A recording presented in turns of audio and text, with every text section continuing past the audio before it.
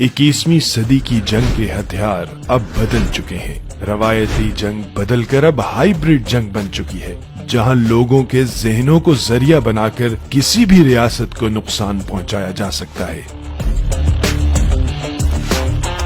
माजी करीब में हमने कई ऐसी मिसालें देखी जहां मुस्तहकम और खुशहाल मुआशरों में इंतशार फैलाया गया, कैसे अवाम और रियासत को आमने सामने खड़ा किया गया और कैसे इस जदीद तर्ज जंग ने ममालिक को खाकस्तर कर दिया। लीबिया का वाकया ज्यादा पुराना नहीं। लीबिया तेल के जखायर से माला माल एक मुल्क था, बशमूल पाकिस्तान। दुनिया के कई दूसरे ममालिक से लोग वहाँ नौकरियों की तलाश में जाया करते थे। वहाँ इस्तेहकाम था। इराक की ही मिसाल लीजिए, मुल्क इराक में सब कुछ था। वहाँ के शहरी खुशहाल जिंदगियां बसर कर रहे थे।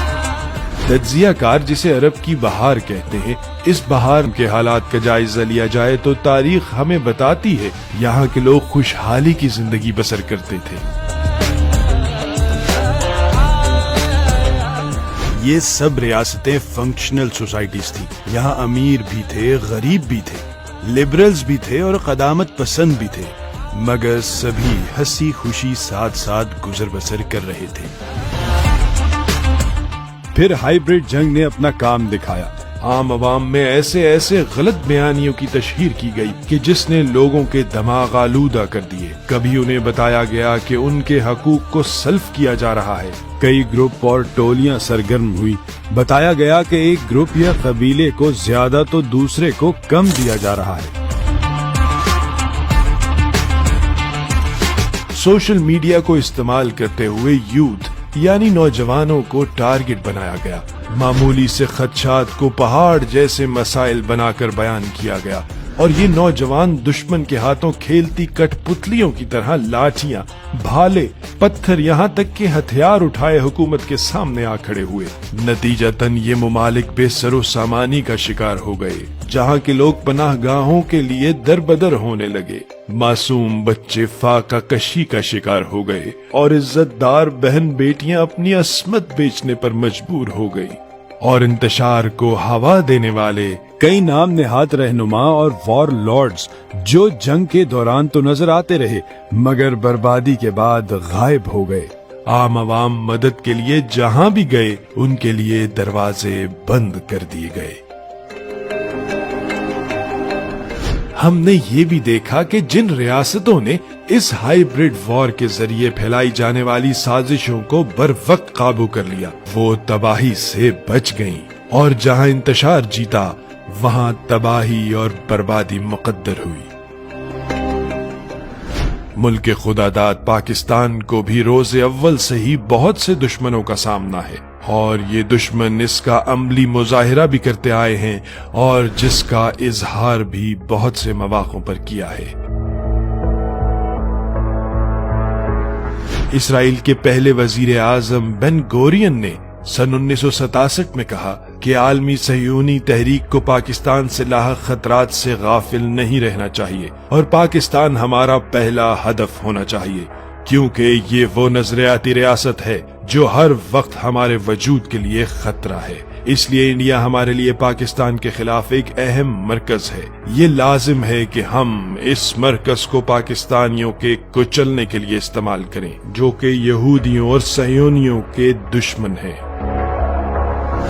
इस सिलसिले में बहुत से बैनुल अक़वामी माहिरीन भी बयान दे चुके हैं। एक मशहूर अमरीकी तज्जियाकार क्रिस्टन फेयर 2016 के अपने दिए गए बयान में कहती हैं कि पाकिस्तान की तबाही के लिए लाजिम है कि पाकिस्तान फौज तबाह हो, लेकिन फिलहाल मुझे ऐसा होता नजर नहीं आ रहा।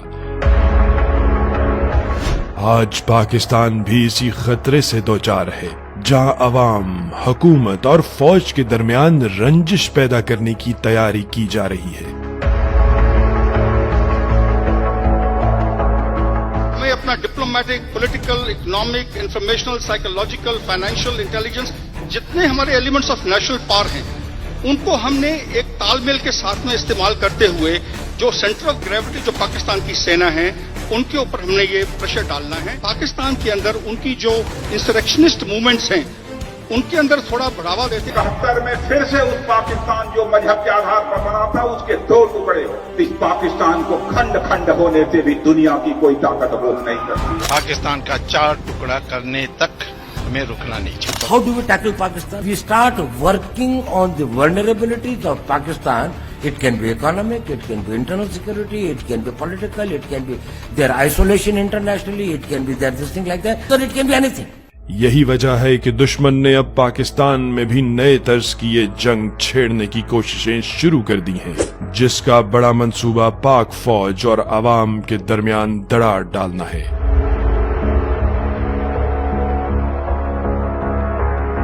पाकिस्तान के मशरिक में हिंदुत्व का बढ़ता जुनून है तो मगरिब में फितनल ख्वारिज, शुमाल में पहाड़ी सिलसिला तो जनूब में बहिरे अरब।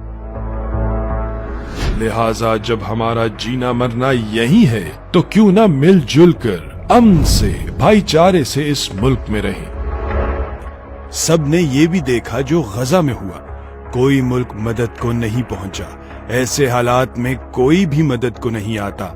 लिहाजा ये जंग हमारी ही है। इस पर काबू पाना, इस पर फतह पाना भी हमारी खुद की ही जिम्मेदारी है। और हमें इस बात का बाखूबी इल्म होना चाहिए कि पाकिस्तान की जानिब बढ़ती इस जंग में भी एक बड़ा जरिया नौजवानों को बनाया जा रहा है। याद रहे, अवाम से फौज है और फौज ही से अवाम है।